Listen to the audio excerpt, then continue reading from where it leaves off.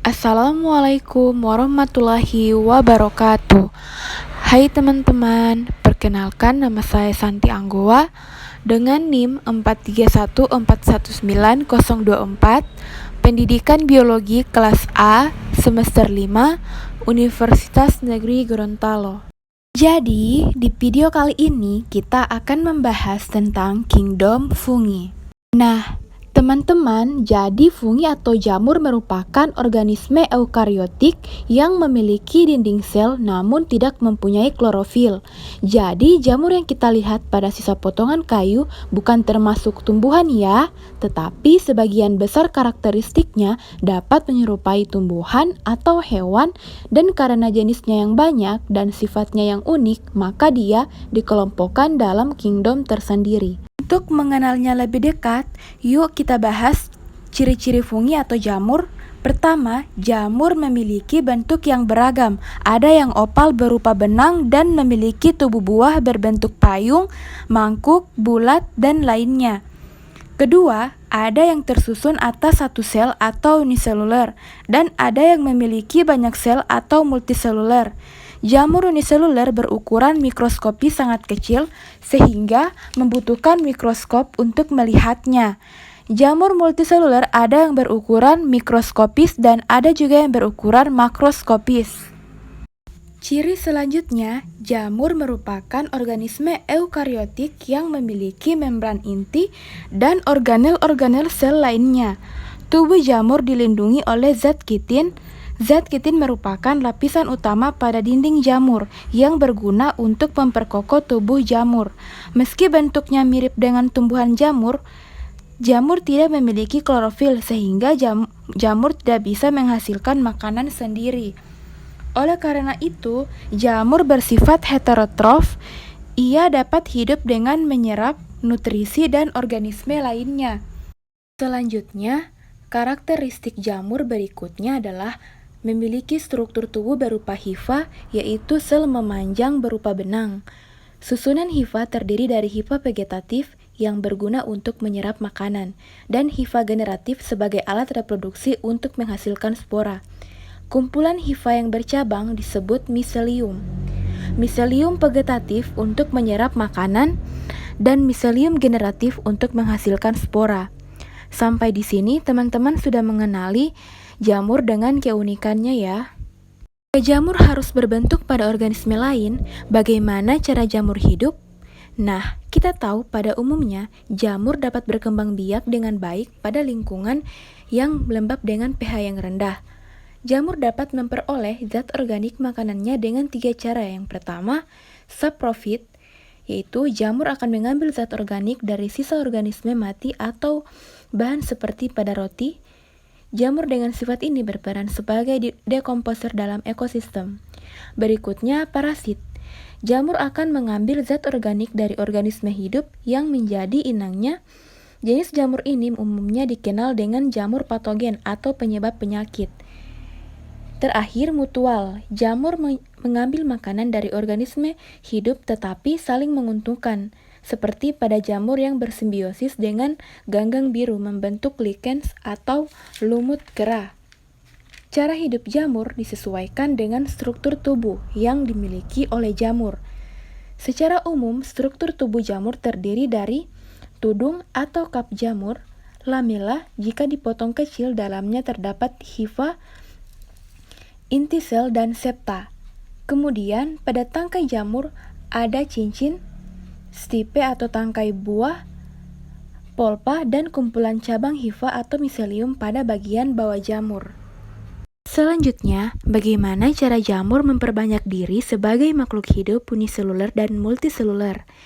Jamur memiliki 2 cara reproduksi, yaitu dengan cara vegetatif atau aseksual dan secara generatif atau seksual. Yuk kita bahas satu persatu.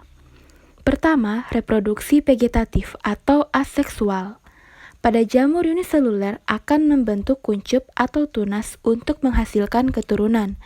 Sedangkan pada jamur multiseluler akan melakukan proses fragmentasi hifa, sehingga patogen hifa yang jatuh pada potongan yang menguntungkan akan tumbuh menjadi jamur baru, kemudian jamur dapat menghasilkan spora aseksual berupa Sporangiospora dan Conidiospora yang memiliki sifat haploid. Selanjutnya, reproduksi jamur secara seksual dimulai dengan cara penyatuan hifa atau singgami yang terdiri dari proses plasmogami atau penyatuan plasma sel dan kariogami atau penyatuan inti sel. Spora seksual yang dihasilkan secara singgami dapat berupa zigospora, ascospora, dan basidiospora. Nah, berdasarkan cara reproduksi seksualnya, jamur diklasifikasikan menjadi 4 divisi, yaitu Ascomycotina, Basidiomycotina, Deuteromycotina, dan Zygomycotina. Bagaimana perbedaan keempat divisi tersebut? Kita akan membahasnya lebih detail. Kita mulai dari divisi Zygomycotina. Divisi ini memiliki spora seksual berupa zigospora yang berdinding tebal pada masa istirahat, sehingga dapat bertahan pada kondisi kering selama berbulan-bulan. Hifa jamur ini bercabang tapi tidak bersekat. Jadi, hifa pada jamur ada yang bersekat dan ada yang tidak bersekat. Divisi Zygomycotina ini memiliki 3 tipe hifa, yaitu stolon, rhizoid, dan sporangiofor. Dapat kita lihat pada struktur Zygomycotina berikut, yang terdiri dari sporangium, sporangiofor, hifa rhizoid, dan hifa stolon. Teman-teman, berikut catatan reproduksi Zygomycotina. Jamur pada divisi Zygomycotina antara lain Rhizopus yang mampu memecah amilum menjadi dekstrosa, protein, lemak, dalam kedelai menjadi molekul yang lebih sederhana. Apabila Rhizopus tumbuh pada makanan atau buah-buahan dapat bersifat merugikan karena mengakibatkan pembusukan. Misalnya, Rhizopus stolonifer, jamur pada roti, Rhizopus oligosporus, dan Rhizopus oryzae yang merupakan jamur pada tempe. Divisi fungi berikutnya adalah Ascomycotina. Divisi ini memiliki jamur dengan hifa bersekat dan berinti banyak, bersifat saprofit dan parasit, menghasilkan spora dalam askus. Setiap askus mengandung 8 spora dan askus-askus berkumpul membentuk askokarp. Bentuk askokarp pada Ascomycotina antara lain apotesium, askokarp berbentuk mangkuk atau cawan.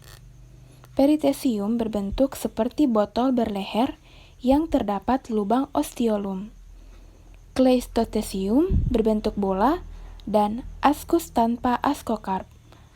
Berikut catatan reproduksi pada jamur divisi Ascomycotina.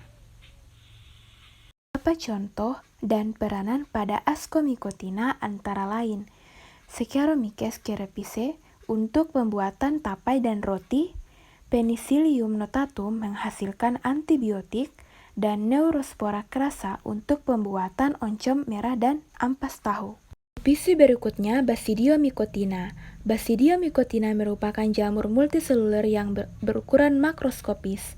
Struktur tubuhnya terdiri dari pileus, lamella, annulus, stipe, polpa, dan miselium. Memiliki hifa bersekat, bersifat saprofit pada seresa daun dengan padi atau batang pohon yang mati, serta ada yang parasit pada tumbuhan dan manusia. Mempunyai badan buah atau basidiokarp, yaitu tempat pembentukan basidium. Basidium merupakan tempat terbentuknya spora. Bentuk basidiokarp bermacam-macam seperti payung, kuping, atau setengah lingkaran. Ini adalah catatan reproduksi pada jamur Basidiomycotina.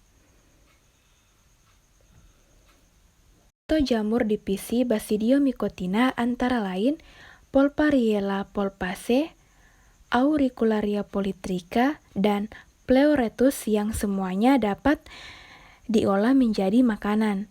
Selain dapat dimanfaatkan, beberapa contoh jamur Basidiomycotina juga ada yang merugikan tumbuhan, seperti Exobasidium pexans, parasit pada daun teh. Ustilagus stamine parasit pada tebu dan jagung, dan Puccinia arachidis parasit pada tanaman kacang. Spesies terakhir Deuteromycotina. Kelompok jamur ini memiliki hifa yang bersekat, umumnya berukuran mikroskopis. Selain itu, hidupnya berlangsung secara saprofit pada sisa makanan dan juga bersifat parasit yang dapat menyebabkan penyakit pada manusia, ternak, dan juga tanaman. Jamur Deuteromycotina dapat bersimbiosis dengan alga dan membentuk lichens atau lumut kera. Jika bersimbiosis dengan akar-akar tumbuhan, disebut mycorrhiza. Perkembangbiakan jamur ini hanya berlangsung secara aseksual dengan membentuk conidiospora, blastospora, dan artospora.